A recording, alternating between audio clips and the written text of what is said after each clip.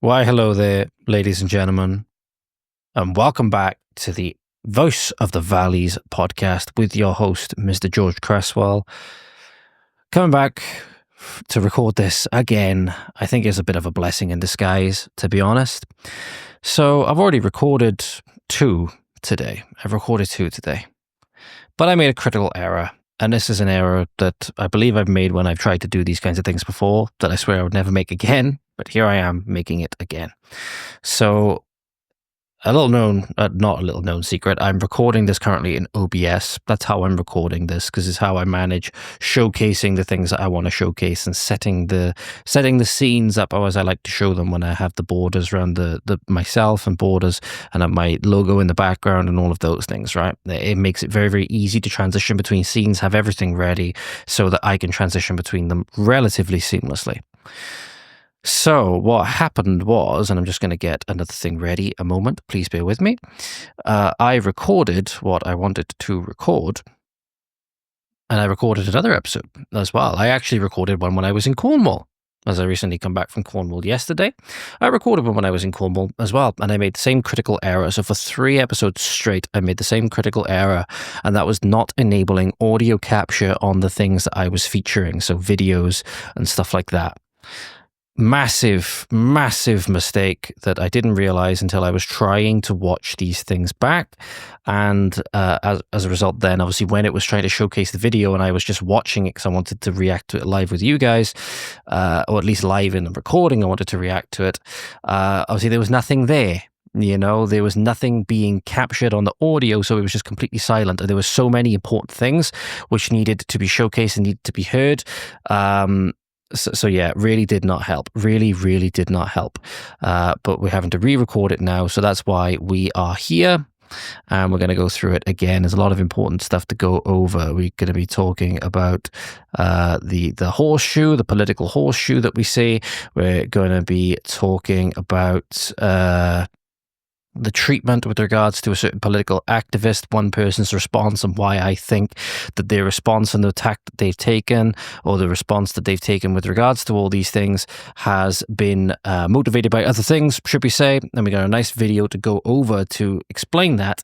But let me give you a little bit of background context. So Tommy Robinson, I don't know if he's an official journalist. I think he might be. Obviously, he's with Urban Scoop. I believe he founded Urban Scoop. Very, very divisive figure. People, very, very splitting in terms of where people being positive about him, people being negative about him. I'm personally more positive towards him, personally. I understand that he's done some bad things in the past, things that, even he would say that he's done that he shouldn't have done and he's not proud of. But he has done a lot to highlight the one epidemic that people did not want to talk about in the UK, and that was the epidemic of Islamic Muslim grooming gangs, maybe Pakistani Muslim grooming gangs, and the toll that they have taken on people's communities, particularly with regards to young girls, who number, from what we have been told, anywhere from 250,000 to 1.2 million. Some people have said, truly, a weapon of mass rape jihad, so to speak, inflicted on us by our own politicians, by mass migration, via a politicized judiciary and police force. A lot of problems with regards to it. But Tommy was one of the ones that refused to shut up about it. He's faced relentless persecution from the media, people like Piers Morgan. Don't worry, we're going to go over something from Piers Morgan in a bit, because something has developed since I recorded the last one to when I'm recording this one, which is actually very, very helpful. That's why I called it a blessing in disguise, to be fair. But he recently, having been sentenced via contempt of court to a prison known as HMP Woodhill, and he's been kept in solitary confinement for, I'm not exactly sure how long, but long enough to the point where it's classified as torture, put it that way.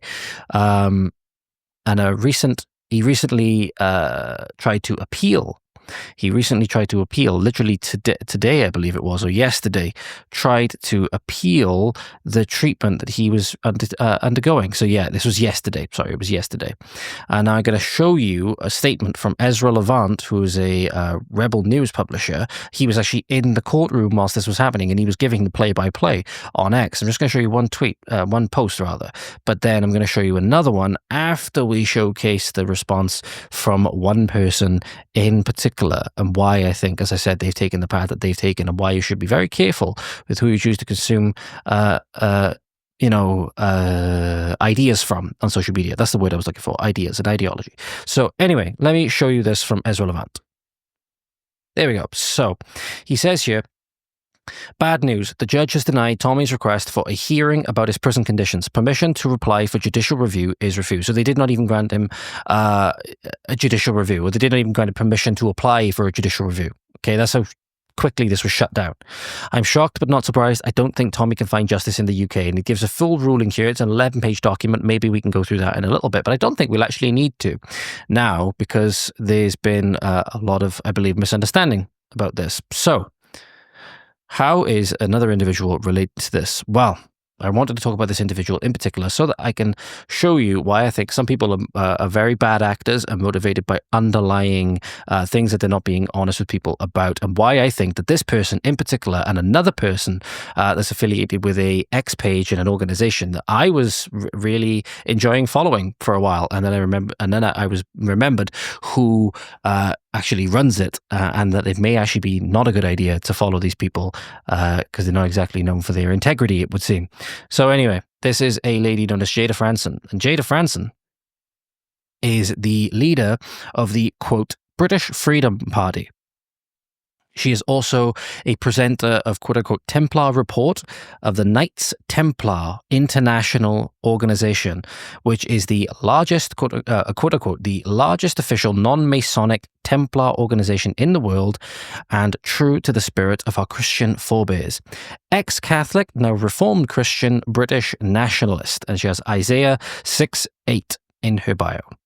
So we're going to go over a little bit about this Jayda Fransen character, because I think it's important, especially when we go over what we're going to be going over later. So, for a little bit of context, let's go over to what Jayda had to say about this verdict. So, quote, Tommy Robinson tried to appeal against his incarceration conditions, and the following details have emerged.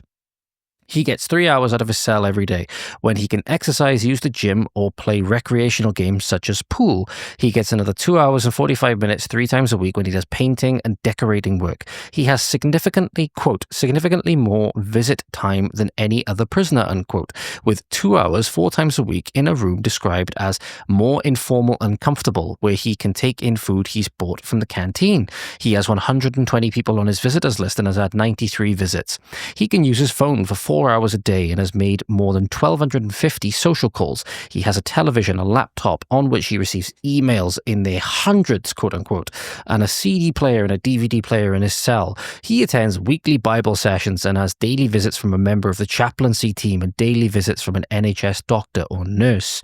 As someone who was locked up for a total of 9 months for exposing a rape gang and spent 6 weeks in total solitary confinement, let me tell you, this is not even prison, let alone segregation.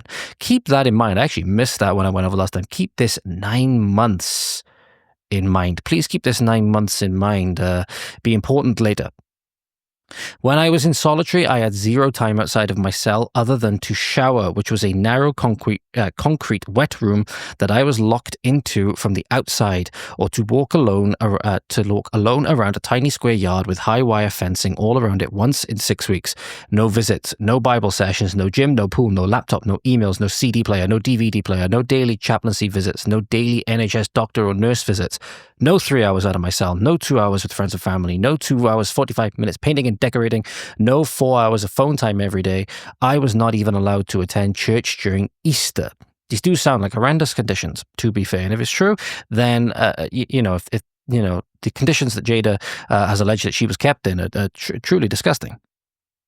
Tommy was adamant that he would rather go to prison for contempt of court than to take down his video about a schoolboy, referencing the Silenced documentary, which detailed not only the incident involving Jamal Hijazi, but also the cover-up at all levels. The Council of Huddersfield paying 5-figure sums to the headmaster, to people in the school who work directly with Jamal, to keep him quiet about his misbehavior, to keep him quiet about assaulting students, to keep quiet about the fact that he threatened to rape Bailey's sisters, and Bailey was the young boy that held him down and poured water over his head that the media tried to make you think was akin to waterboarding. Yes, you don't hate the media enough. You don't hate people like Piers Morgan, who said that Bailey, who was 15 at the time, should suffer severe retribution. Sorry, severe retribution is the exact quote. He didn't say violent, but severe retribution is the exact quote. Called him vermin. That is an exact quote. Against a 15-year-old boy that he still hasn't apologized for. And we'll get to a little bit about Piers Morgan in a minute, the arrogant prick that he is. Whether you like it or not, that was his decision. Yes, absolutely. And the reason we applaud Tommy for it is because he went against a politicized judiciary and showed people the truth, whether the judiciary liked it or not. Of course, Tommy fans will say that he should not be locked up. No, he should not. He did plead guilty to contempt of court because the court said that he was not allowed to show the silence documentary. They had no claims about whether the claims within it were true or not, because they can't disprove them. People were recorded saying these things very much in a similar way to the way that James O'Keefe gets his undercover O'Keefe Media Group journalists operate. But please do not pretend that he is languishing down the block. The man is enjoying more leisure time than most of us on the outside who are working full-time jobs. If he is struggling to cope with all of those privileges, he wouldn't last 5 minutes in a real jail. Take it from someone who knows. So Jayda, not mincing her words, obviously doesn't have a lot of positive things to say about this Tommy Robinson character. And that's perfectly okay. Not everybody needs to like Tommy. Nobody's saying that. I personally am very much more so sympathetic to Tommy than I am against him. But let's go through a little bit about what Ezra has posted since then in response to Piers Morgan. So we're going to go to this post now. So Piers Morgan, whom I don't have a lot of positive things to say about, said this. Judging by the lengthy list of special privileges Robinson's getting inside, this does seem very unfair on other prisoners who don't get so many. Now, Piers has a personal gripe to pick with Robinson because he exposed him or he made him look like a fool on his own program when Tommy got out the Quran, and Piers tried to stop him from being offensive and Islamophobic and all the rest of it, whilst Tommy was just trying to tell him what the Quran was saying. He said, you got to respect other people's beliefs and all of these things, despite the fact that that book actively calls for mine and your death if you're not a Muslim. So anyway, Ezra pinned this to his page and wrote the following. This is quite a long post, so strap in, ladies and gentlemen. He said, Dear Piers Morgan, Tommy Robinson is a civil prisoner, not a criminal prisoner. Yes, contempt of court is a civil charge, not a criminal charge. I am unaware of any other civil prisoner in British history being sent to solitary confinement, let alone for 150 days and counting. An expert psychological examination of Tommy, tendered as evidence to the court and uncontradicted by the government, shows this is doing deep psychological damage to Tommy. Yes, absolutely it would. Absolutely it would. Humans are social creatures. You take people and put them in solitary confinement for so long. There's a reason why it's classed as cruel and unusual punishment and torture. Okay, there's a reason for that. And 150 days is well beyond that threshold. So anyway, Tommy was not sentenced to solitary confinement by any court. It was a panic decision made by the governor of HMP Woodhill, Nicola Marfleet, because Woodhill, like many British prisons, is violent, chaotic and ungovernable. It's run by the gangs. In many British prisons, the gangs are Islamic. You join them for protection by converting to Islam. The guards defer to them. They run the place and would kill Tommy if they could. They've tried in the past. Yes, they have. They basically locked Tommy in a room with a bunch of violent Muslims and let them go ham in one of the prisons that he was in for past convictions. Should a civil prisoner be put in solitary confinement because the British government can't control its own prisons? No, absolutely not. Absolutely not. This is purely to try and break him. Which actually goes against Article 3 of the ECHR, which apparently we are subject to because we can't deport foreign criminals, despite the fact that we also need to repeal certain parts of our own malign legislation in order to get around that little thing. Meaning the quote-unquote Human Rights Act, I believe it's of 1998, that was introduced by the Blair administration. Anyway, why is Tommy in HMP Woodhill in the first place? The government provided a startling detail on Thursday in a written submission. Tommy was moved there from another prison because of, quote, social media activity directed at the governor, who is a black woman. So again, these identity politics rearing their ugly heads yet again. Are mean tweets by unknown persons now grounds for moving a prisoner into a dangerous prison where his life is at risk? This is Britain. This is Britain. This isn't Iran. This isn't some Islamic country. Oh, well, I suppose you, But this is Britain. The origin of the birthplace of the Magna Carta. This is disgusting. Solitary confinement, point number 4, solitary confinement is universally regarded as a form of mental torture. It's typically used in prisons as a very short-term punishment for hardened criminals who commit new offences while in prison. It's an extra layer of punishment, but Tommy obviously has done nothing wrong in prison. Your tweet claims that Tommy seems to have more privileges than the average prisoner. In fact, no other prisoner in the UK since Julian Assange has been treated this way. Julian Assange created WikiLeaks and exposed the Iraq war logs. And obviously, government didn't particularly like that too much. There was an astonishing revelation in court on Thursday. Tommy was childhood friends with a fellow prisoner who is a Muslim, and Tommy requested a visit with him. The prison refused, claiming that Tommy's Muslim friend could be killed for meeting with him. Is this really an acceptable state for British prisons? No, of course it is not. Of course it isn't. This is what happens when you have the prison being run by identity politics and Islamic gangs. This is what happens. God forbid you were ever jailed for contempt of court. Not likely. No journalist besides Tommy has been jailed for contempt in nearly a century. Would you feel safe in the general population? That's never going to happen to Piers Morgan. He'll toe the party line. He'll toe the party line. Absolutely. As he did with COVID, as he did with people saying that, I believe he said people should be refused treatment in hospitals, or football players should not be allowed to play if they haven't had the jab, and those kinds of things. People should be refused medical treatment if they haven't been jabbed. All of these things, right? All that said, the prison is lying about what few privileges Tommy receives. And when I read the document, I was very, very skeptical. And I'm glad to see that I was, at least my skepticism and my disbelief of a lot of things of what they were saying was well-founded. Again, he is supposed to have more privileges than the other prisoners because he is not in there as a criminal convict. Remember, civil charges. He's not a criminal convict, at least with these charges. It's a civil charge. But as an example he gives, they monitor all of his phone calls, including with legal counsel, and cut off his phone calls on a whim. It's exactly what I thought they'd do, based on the content of Tommy's conversations. They actually did that during the trial on Thursday. He was in the courtroom. Bear in mind, this guy was in the courtroom. The judge asked Tommy's lawyer to call him to consult him on prison abuses to settle a question in court. The prison listened to that conversation and disconnected the call right in the middle of the trial, dramatically disrupting the hearing. The prison goes out of its way to be petty and cruel. They banned Tommy from talking with his own son for a number of days because of the nature of their conversations. The prison applies a political screen to his visitors, whimsically denying dozens of visits from people with the wrong politics. Voice of Wales, I believe Lewis Brackpool was another one who requested a visit with Tommy, had it denied. Ezra Levant had his visit denied. Many, many people, I believe Billboard Chris might have been another one, has had their visits denied with Tommy due to their politics. The prison sometimes accepts visitors and then cancels them at the last minute to taunt Tommy and to make it too late for anyone else coming to visit him during that same time slot. This is unnecessarily cruel. All of it because he released a documentary. All of it because he released a documentary telling people how corrupt the system is. In court on Thursday, the prison claimed Tommy is allowed out of his cell to work. That happened precisely once, the day before the hearing. The government's lawyer should be chastised for misleading the court. Piers, as a journalist, what do you think of this? The prison governor recently cut off Tommy's access to GB News at the request of a prison imam. When we say that the prisons in this country, as so much of the society, is run by Muslims, radical Muslims, we're not lying. We're not lying. J.D. Vance is not, hyperbole, is not making hyperbolic statements when he says that the UK could be the first nuclear-armed Islamic country. I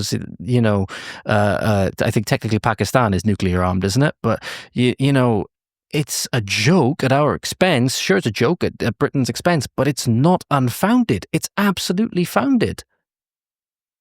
The government has several other actions against Tommy. Right now, they are also prosecuting him under the Terrorism Act. Sounds dramatic, but it's just that when police demanded he tell them his cell phone passcode without a search warrant, Tommy refused, citing confidentiality of various journalistic sources on his phone, grooming gang victims who have very good reason not to trust police due to being politically persecuted themselves, due to their families being politically persecuted for trying to rescue them from these gangs, via police often being in on the take with these Muslims, engaging in the abuse themselves, and also covering up for them and putting these victims in danger to the tune of 250,000 to 1.2 million.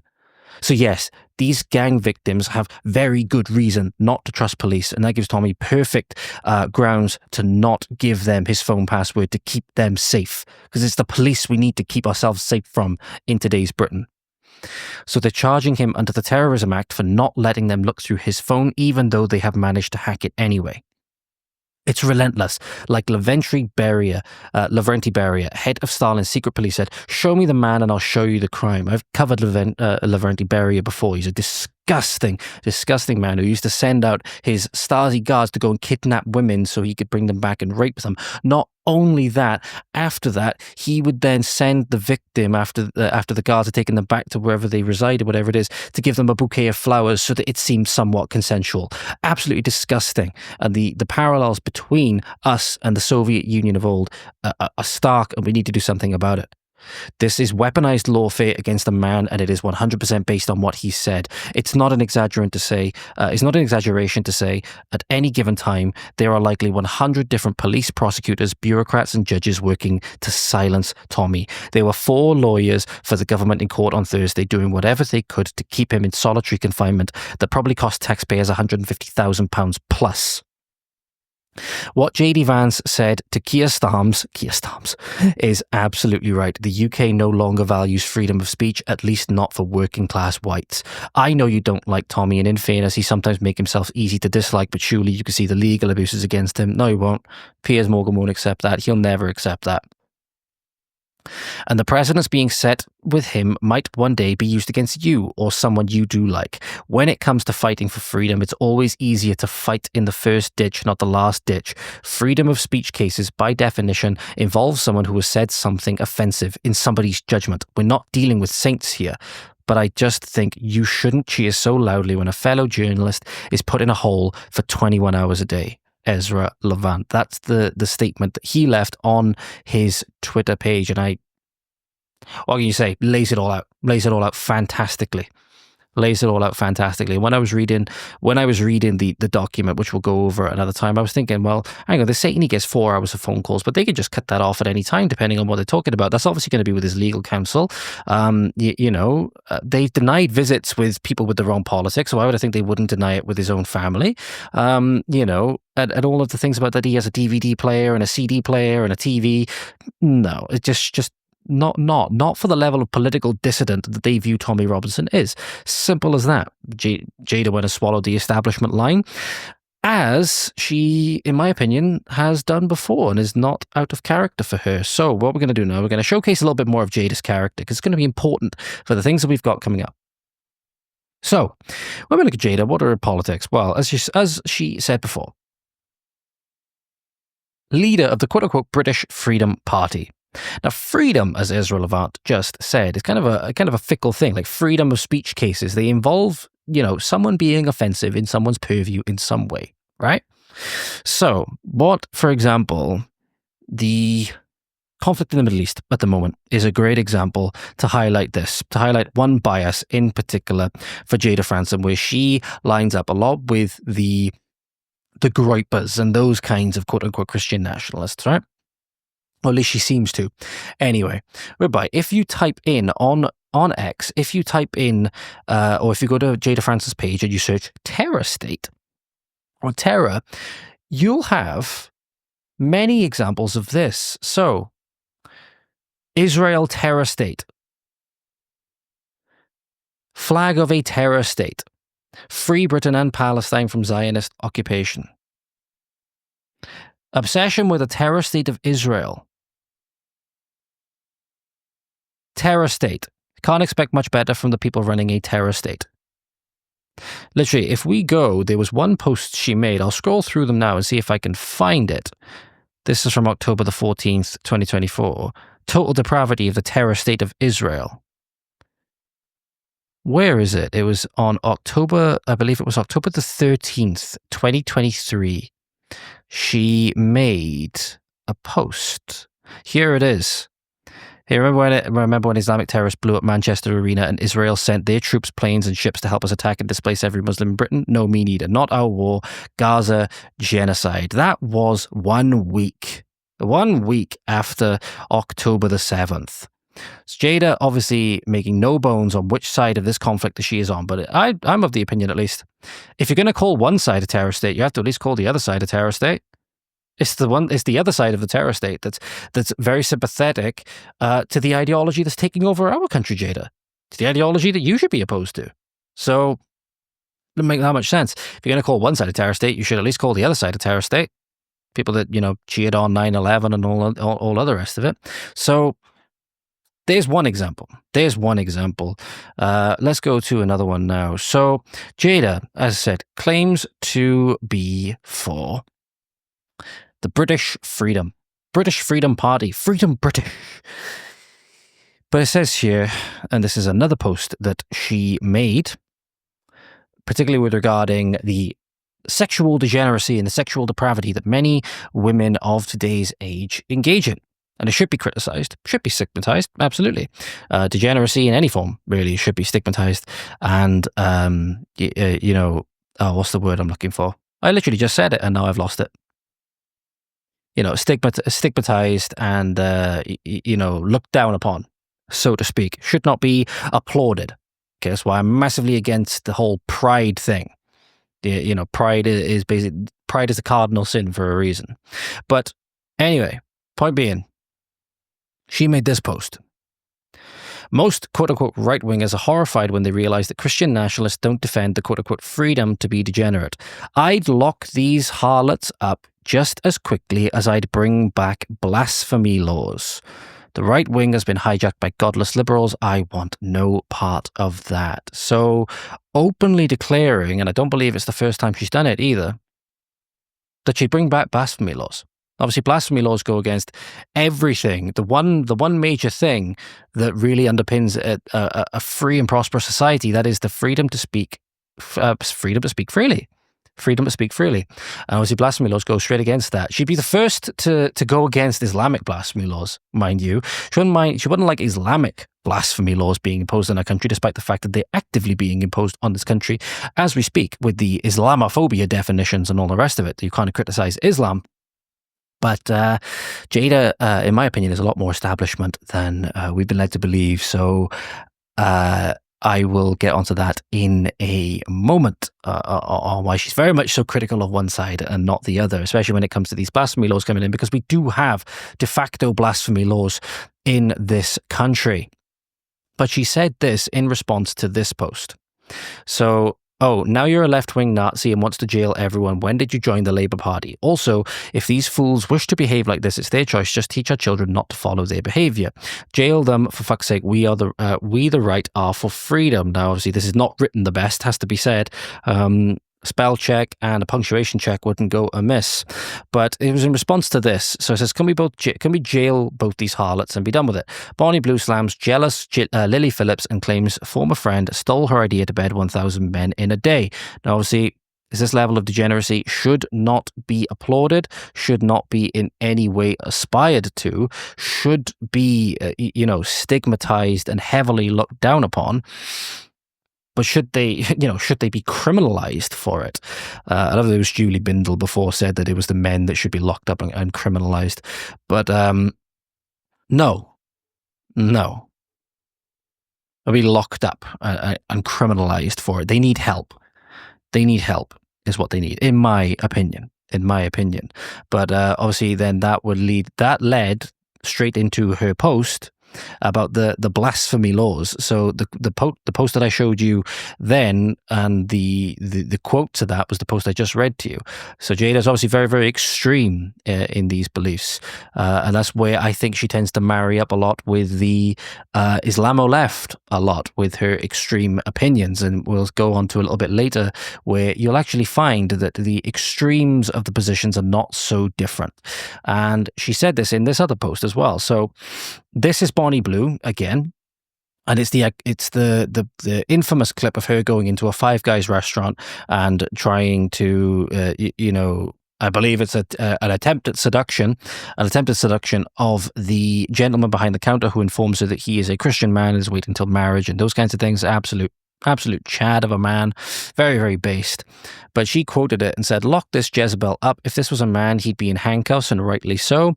We ought to criminalize this level of degeneracy, and if that offends the quote-unquote free speech mob, then so be it." That's her view. That's her view. She does not think that free speech is a virtue. She said that, or she does not think that free speech is a good thing. She's been on the record before saying that, free speech is, just a liberal's way of getting away with blasphemy or something like that. I've forgotten the exact post.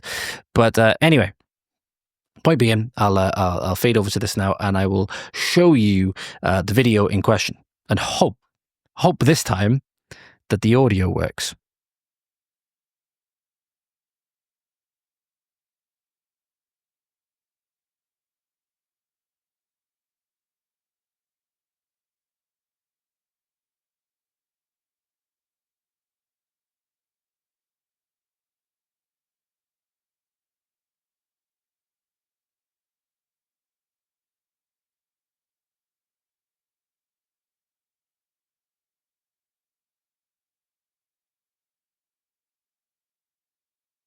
So there we go. Now, the only thing is about it, though, you can't say that necessarily it amounts to harassment. You can't necessarily say that it amounts to anything that you could criminalize.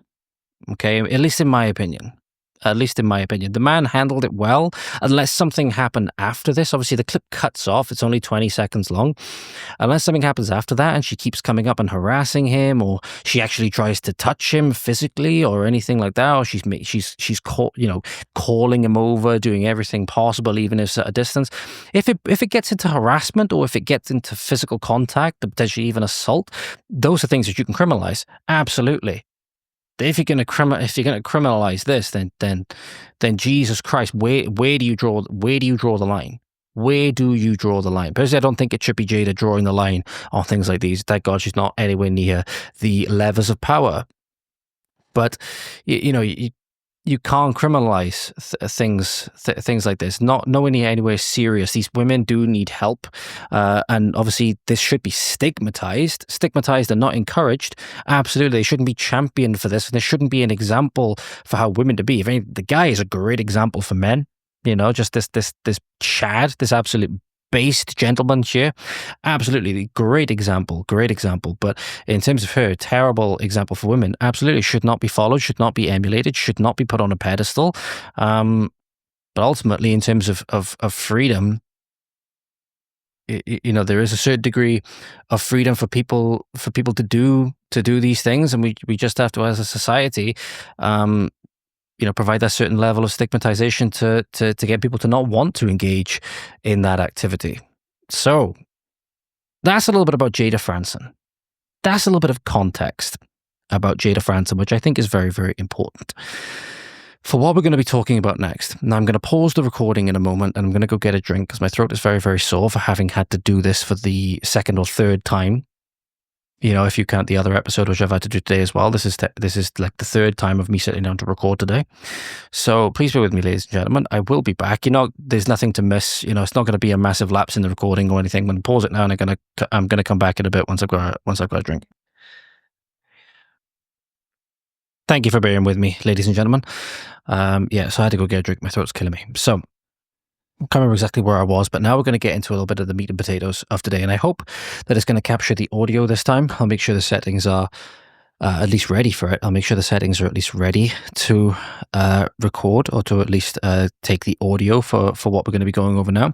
This is an important video. This is an important video that I have clipped from the documentary, which you can find on YouTube, of the Tommy Robinson Hope Not Hate expose. Now, Hope Not Hate are a quote-unquote anti-fascist, as we'll see later, just completely communist organization, charity. They're charity. They are supposedly tied to the government, and they're who the government rely on a lot. I'm just going to pause this recording one more time just so I can grab my drink, because I know my webcam is going to go out of focus. Okay, so the government, as I was saying, rely on hope not hate for a lot of their figures with regards to extremism. Anybody that's not pro open border immigration, all of these things, they get cancelled and they get attacked by hope not hate. They have various different ways of doing it. They've bought people off. They've plied people with drugs allegedly.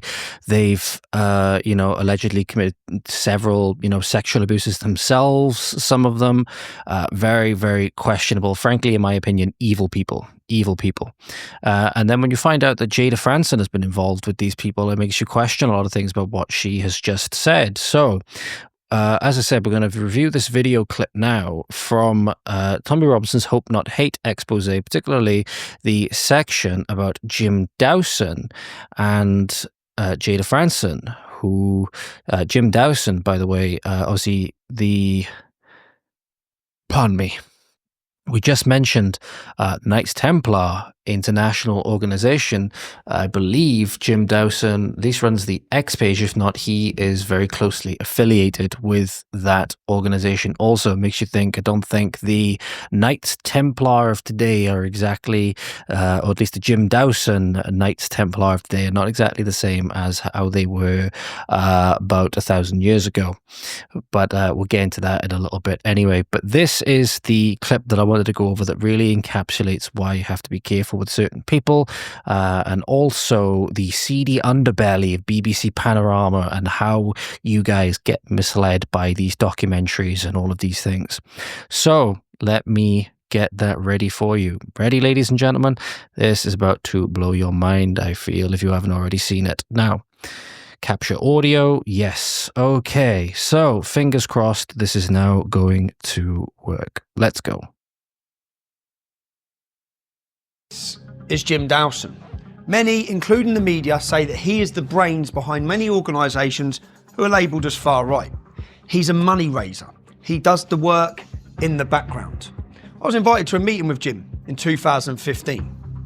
Literally hours after the meeting ended, these headlines were pumped around the world. So I'm also going to read it for you. I'm going to pause it periodically, and I'm also going to read the things for you that you guys who might be listening to this won't get to see. So in this instance, I'm going to read this for you now. This is from the Morning Star, written by a gentleman known as Luke James on Monday, the 27th of July, 2015. It was published at 7:45 in the evening. And it says here, Operation Race Riot. Campaigners expose far-right bid to launch a race war off the back of insulting cartoon exhibition of the Muslim prophet Muhammad. A racist plot to spark a civil war in Britain by staging a provocative exhibition of the Prophet Muhammad cartoons was blown open by campaigners yesterday. Do remember, folks, this is not part of the article, do remember, folks, that Islam is not a race. Do remember. So how to devalue a term completely and remove all of its power in terms of its influential power from before, use it in context where it doesn't apply.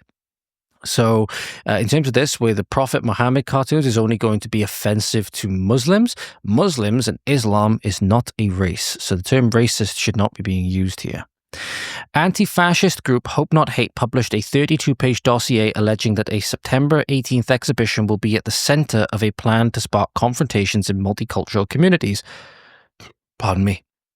Chief Executive Nick Lowles called on the authorities to stop the event, saying it is simply seeking to incite division, hatred, and violence. So, that's what was said in the aftermath of this meeting between Tommy Robinson and Jim Dawson. A matter of hours after this meeting, these headlines went live, or these headlines went up.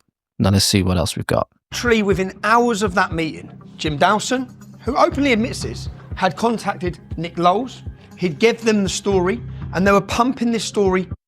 So Jim Dawson has admitted that he contacted Nick Lowles, and this is what the next part said. So this was shared on some platform by Hope Not Hate directly. And it says, the Muhammad cartoons plot published on July 27, 2015, same date as the Morning Star article, which we just seen. And it says, in this year-long investigation, Hope Not Hate uncovers a plan to use a series of Muhammad cartoon exhibitions as a means to incite violence and cause civil unrest in the UK. Around the world. So I've been very aware since 2015 that Jim Dawson, so-called patriot from Northern Ireland, is in bed with Hope Not Hate.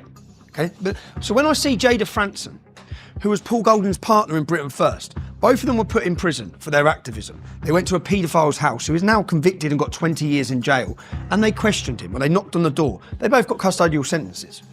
Jayda comes out of jail and literally straight away teams up with Jim Dawson. That was concern bells for me because I know Jim Dawson is in bed with Hope Not Hate. Literally within 2 months of her coming out of jail, I saw a panorama documentary in Northern Ireland with Jayda Fransen on it. Listen to what she says. We've spoken. So just before we get into that, Britain First, obviously Paul Golding you mentioned there, Britain First is another one of these, they label themselves as a Christian nationalist organisation or Christian nationalist party. So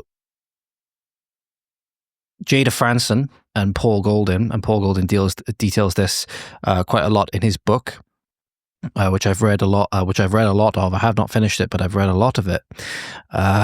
The activism they engaged in with regards to the Muslim rape gangs, and obviously here they got sentenced to a custodial sentence for going to a paedophile's house. And obviously that's emblematic of the UK, of the British state, protecting a paedophile and locking up the people that want to challenge that wants to keep people safe. But keep your ears peeled now for how quickly or what happened rather in the aftermath of when Jayda Fransen came out of prison and what she had to say about Paul Golding. And to a number of ex-members of Britain First, they also said there were times when they would go out and Paul would lock you in the house until they came back. Is that true? Yeah. This was my normality. This was my day-to-day existence, was just complete control, I guess, or being controlled, I guess. It was like I just accepted that was what he was going to do. That I couldn't, if they went out and he'd lock me in the house. Now you have to understand what was happening at this time in Northern Ireland. Britain First were making inroads. They were the only political organisation who were taking to the streets, getting people out on the streets and raising awareness of the Islamification. Apologies, ladies and gentlemen. Apologies about that, ladies and gentlemen. My dog all of a sudden started barking. And I realised as well the video might have been coming through a bit loud. I do apologise if it was. I'll see if I can clean it up in the post-processing if it is. But yeah, let's just pick up from where we left off now. And what the problems that come with Islam. They're the only party talking about it. And for that, they must be silenced. So this news headline, it says here, it's from the Irish News, and it says Britain First leader Paul Golding charged over anti-immigration leaflets in Co-Antrim. So that's all the headline says. That's all that's displayed on the screen. So this is it, because Britain First are actually starting to get successful, and Paul details their success in terms of how their following grew on social media, especially in the aftermath of the Lee Rigby incident, which is how they initially got their start. And when they decided that basically enough was enough and they needed to start this organization, they needed to start going after these the radical Muslims in particular, and highlighting the threat that Islam posed to just people's regular communities. They were actually getting successful. They were actually getting a lot of support on social media via their activism. They documented it, obviously, the cameras and all the rest of it. They were leading, grassroots processions through people's communities, leafleting. They had the support of veterans and all stuff like that. They'd be very good with veterans from what I have seen. And for that, obviously, because they were actually getting success, because they were actually getting traction, because they might actually be somewhat of a threat, they had to be silenced. And what better way to do that than to get a woman on the side to go through or to level all of these accusations against the leader? In which case, people know, especially men, that they're going to be more sympathetic towards that natural protective instinct and all of that. And obviously, women will typically band together as well. So, it's just a massive smear campaign by the sounds of it, and makes you wonder how would something like this happen? Why would she do this? Well, let's go into that a little bit. Hope Not Hate. Now, we know that in 1984, Searchlight, the organisation that then turned into Hope Not Hate, had to pay. So these are magazine articles which were released by Searchlight, which was the previous name of Hope Not Hate. And I believe this is Nick Griffin on the one on the left. And it says, could they be a new British Nazi party? Obviously playing on the initials, BNP, which is obviously the British National Party, or British Nationalist Party, whatever it was. And then the next one next to that could be, or rather is Poland's Lurch to the Right. And then Searchlight after that was after the elections, Europe's Far Right. And then there's a bunch of people on there in these circles, which I don't know who they are. I can't make out who they are.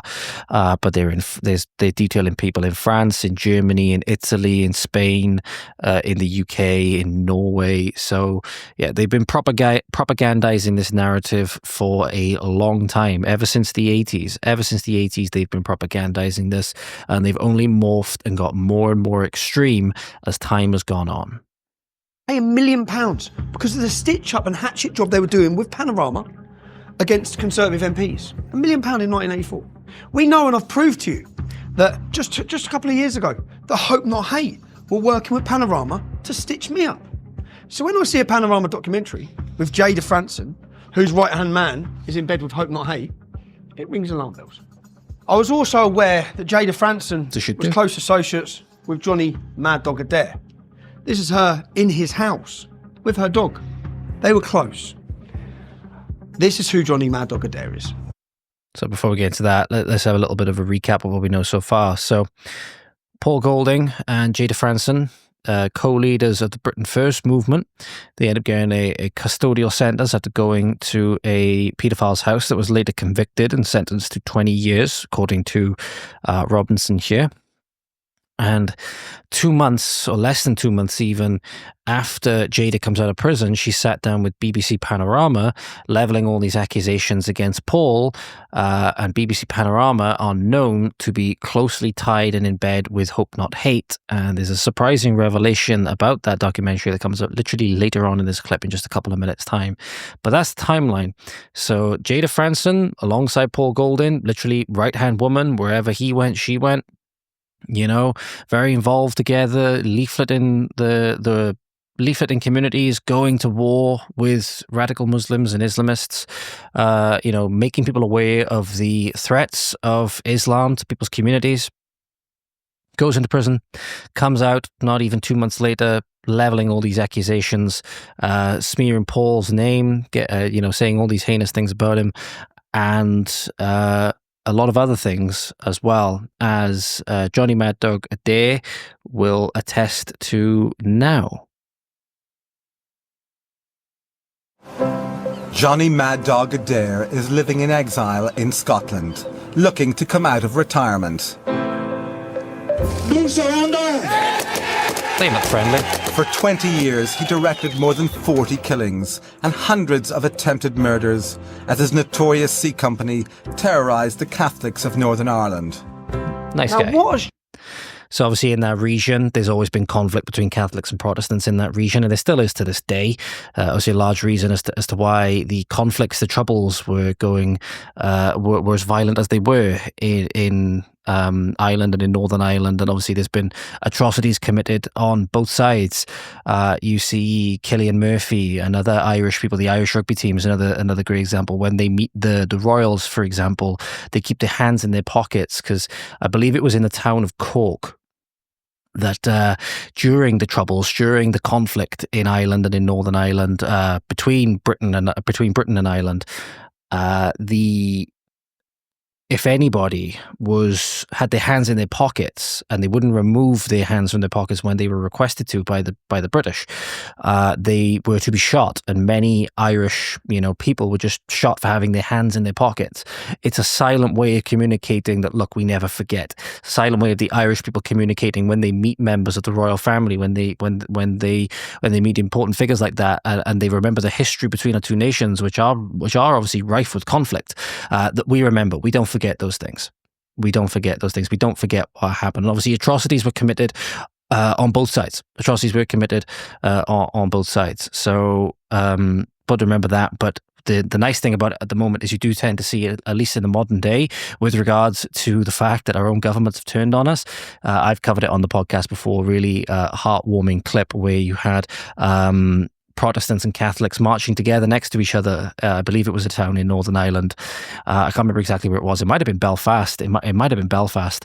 But you had them walking. You had the tricolour and the Ulster banner right next to each other, guys arm in arm, because they realised that they have a much more potent, a much more threatening common enemy than either us as the British. Obviously, they have no love lost for us, but also with regards to their own politicians, their own system.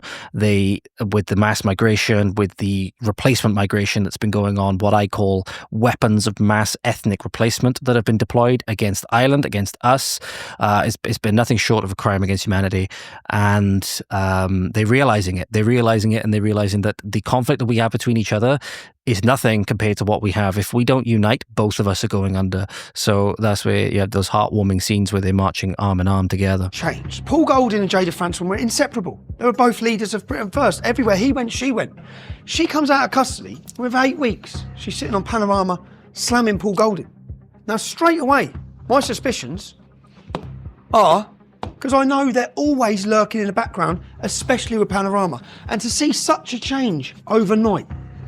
Now, I know a link with Johnny Mad Dog Adair. I managed to get his phone number, and I thought I'd put in a phone call and see what he knows. Let me just ring Johnny Adair. See what he has to say, huh? Is I think what? I've heard he was.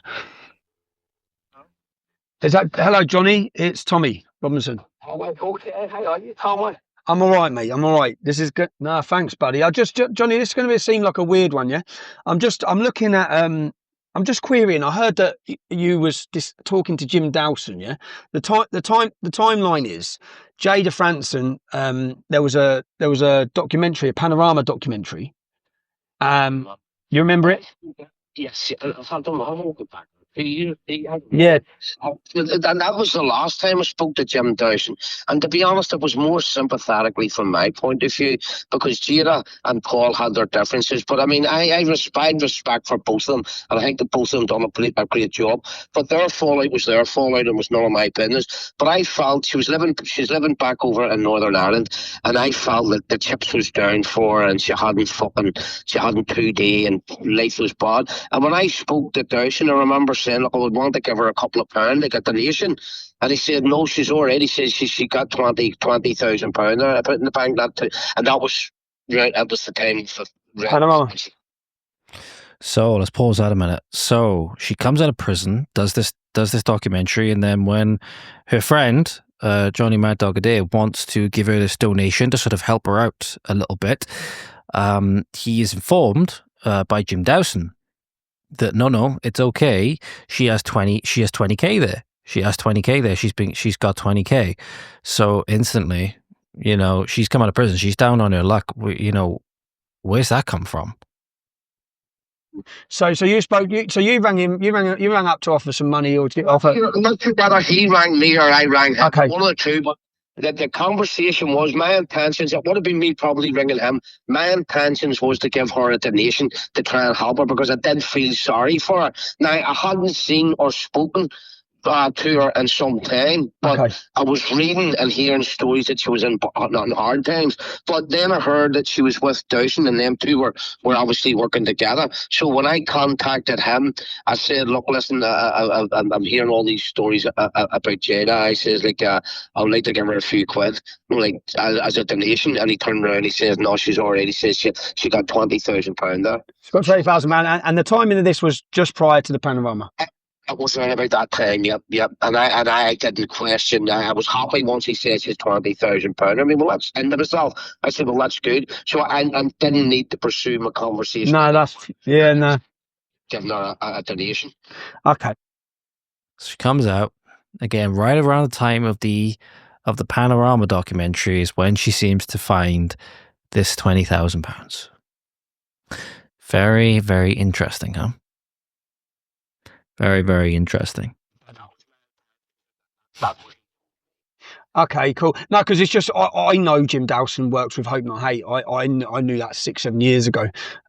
So we're just anyone that give him money. Yeah, so I'm just doing an investigation, and everywhere I'm looking, Hope Not Hate are there, involved with Panorama, involved with politicians, and there's money. In fact, £20,000 that you say is the same figure that I've got covert recordings was offered to another gentleman to lie. That's what he told me. He told you. I look reached the fucking quite fucking by saying that. It was an innocent conversation I had reference me wanting to give her a donation. Okay. It was to get through him because obviously I had no contact with her. With her, yeah. Spoke to her since she had the fallout. I never had a fallout with her. No, I'm that's cool. really sorry. I hardly No, so did I, buddy. So did I, because I thought Jayda done some great until I knew she was with Dawson, and then I knew that's Hope Not Hate. I knew it. So there you have it. So there you have it, indeed. Out of jail, down on her luck, receives £20,000, not according to me, according to her friend Johnny Adair. Receives £20,000 and then is on Panorama documentary slamming Paul Golding. Let's have a look who else took part in that same Panorama documentary. It's a well-oiled machine. Big reveal coming. Day-to-day existence was just complete. That's why most people now have. So you have Jim Dawson. This is Jim Dawson featuring in the same BBC Panorama documentary. You know, quote unquote patriot, quote unquote Knights Templar International, appearing in a BBC mainstream media Panorama documentary slamming Paul Golding. And who else do we have? Advertised through social media and not in the newspapers. Britain First is Matthew Collins. Matthew Collins of Hope Not Hate. Literally featured on screen alongside both Jayda Fransen and Jim Dawson. Oh, see that horseshoe, ladies and gentlemen? See that horseshoe where the two extremes of positions are not that different from each other and can actually get along and work against people who will actually bring change? How very interesting. We got an interesting clip to go over with Matthew Collins. Don't you worry about that. Paul Golding. And Paul Golding will flog and sell. So who's being interviewed? Jim Dawson, Matthew Collins of Hope Not Hate, and their new created source of information who has received tens of £1,000s, who's always lurking in the background, creating these sources, Hope Not Hate.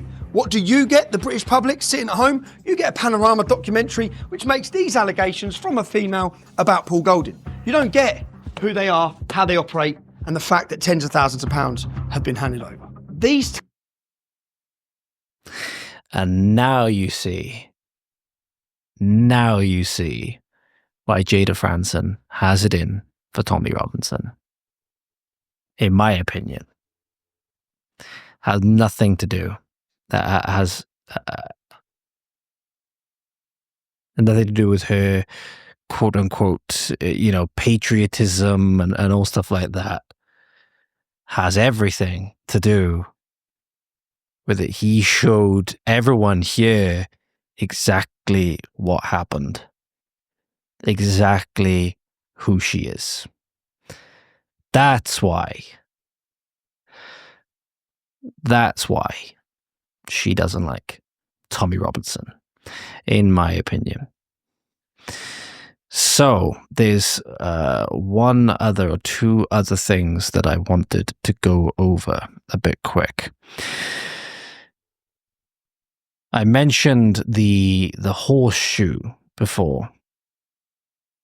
I'll go over what I mean by that in a moment. But there's one clip I want to show you first regarding Matthew Collins and the organization of Hope Not Hate. And this is from Connor Tomlin. Sorry, I wonder what my dog was doing. This is from Connor Tomlinson's page. I'm going to play you this video in a moment. Just let me get it ready for you. And I just hope everything else is going to work normally as intended. I hope so. But what we're going to do now, I'm going to show you this video. This is Matthew Collins' Hope Not Hate. So we literally just saw him. We literally just saw Matthew Collins in that video that I showcased for you. Allow me to grab it for you one more time. Here you go. Matthew Collins. Matthew Collins of Hope Not Hate. Here is the same Matthew Collins of Hope Not Hate in this what looks to be like weird dive bar thing. And provided everything is set up correctly, I hope it is. I'll probably have to reformat the video in a little bit just so you can see everything because I've had to crop it so it'll fit into the box. Let me know if you see anything and hear anything that may set alarm bells ringing. And just hope that the audio works.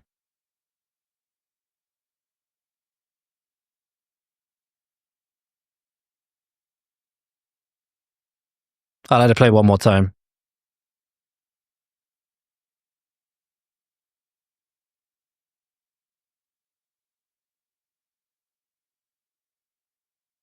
Please bear with me, ladies and gentlemen. Sorry, ladies and gentlemen, I paused that because I had reason to believe that it did not pick up the audio. Now, I do actually believe that it did, but the bars on my screen that indicate that the audio is coming through were not moving in any way. So I hope that it worked.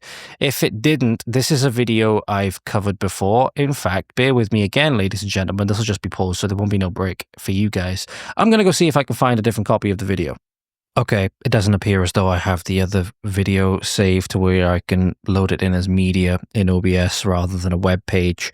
But I'm gonna flick back over to the video in a moment. But still, I'm gonna flick back over to where this is paused because I feel it's perfect just to go over the important point with regards to what we'll be going over now. So, hang on a minute. I've lost it now. Great. Bear with me, ladies and gentlemen. Okay, right. Let me just quickly fix this. Right, okay. Now I've got everything ready. Right. So, regardless of if the video worked, you can see this prominent insignia in the background of this little video here that we just watched a minute ago. I'll play it one more time now to see if it will work. But as he says, comrades, brothers and sisters, hopenothate.org.uk, you are our Red Army. Thank you very much. Greeted with resounding applause. Now you notice the insignia in the background. He's not playing about. He's not playing about. These are who these people are. They're outright communists. They are outright communists. And they're saying as much. Red Guard or Red Army, well, Red Army refers to the Soviet Union in particular. You could also be referring to the Red Guard of Mao's regime, who literally turned students against their teachers, and they literally started eating the rich, and, you know, they turned against their parents if their parents weren't loyal to the regime and all the rest of it. These people are the kinds of people that want to tear families apart. They want to destroy the nuclear family. They want state control of everything. Perfectly happy that BlackRock and their billionaires that are friendly to them are going to come in and take everything and subject us all to serfdom. They don't care about any of that. They're perfectly happy doing that. Anybody that criticizes open border immigration, oh, no. You care about the 250,000 to 1.2 million girls that have been systematically raped. Oh, you're racist. You're Islamophobic. You can't be doing that. No, you deserve to languish in prison, not the pedophile rapists, of course. I'll play this video one more time and hope that it works, but I don't think that it will. Hopefully it'll pick up the sound anyway. Comrades, brothers and sisters, hope not hate now. You are our Red Army. Thank you very much. And wherever the place is that he's saying this, you can smell it. You know what I mean? You can smell the place just on the video. But that's what we're dealing with. That's who we're dealing with. And these are the people that Jayda Fransen and Jim Dawson are in bed with.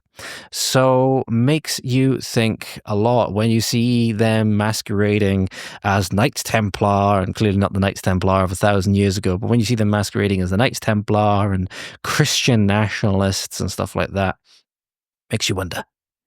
Makes you wonder, eh? Makes you wonder exactly who you're dealing with. But there's one more thing I'm going to go over now. So I mentioned before, I feel this is important to go over, that the extremes of the positions are not too different, are not too different from each other. And that's what we're going to be going over now. So I'll get this little image ready for showcase, and then we'll go over it a little bit more. So this is what is known as the horseshoe theory. Horseshoe theory. So it supposes, for lack of a better term, it supposes that the extreme ends of positions are not so different from each other, i.e. the actual far right, so the actual Nazi types and all the rest of it, and the most hardcore, you are our Red Army communists, not really so different from each other. The political extremes are more alike than they are different. And one of the things that they really have in common is hating Jews. So do take that into account with everything that we saw with comments that Jayda would make about one side in a certain conflict in the Middle East and the people, but not the other. So this is the horseshoe theory. The horseshoe theory. Now, this is from David Perel on X, because it's the only one I could find that didn't have a bunch of weird memes and screenshots all over it, absolutely taking away anything that I could glean from it. But this illustrates the point very, very nicely, that the extremes of a position are not too different from each other. So you have the center position, which is right in the middle of the two, and then the two arms of this horseshoe extend around. But the actual more and more you get towards the ends, the closer and closer and closer they become. And in fact, what tends to bridge the gap between them, and the point, as I said, where they tend to find this a point of agreement between them, when you think that they'd be the most different, they're not actually the most different. They're far more alike than they are different. That tends to be the hatred of Jews. I do remember all of those terror state and blasphemy comments from before. But that'll do it for today. I hope that this worked. I hope that it picked up the audio this time. I don't want to have to do this all again. But thank you very much for watching or for listening, guys. And I hope that you do take care with people on social media.